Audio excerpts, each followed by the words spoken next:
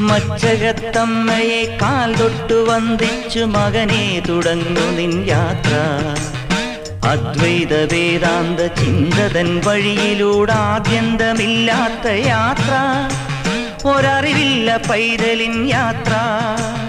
മച്ചകത്തമ്മയെ കാൽ തൊട്ടു വന്ദിച്ചു മകനെ തുടങ്ങു നിൻ യാത്ര.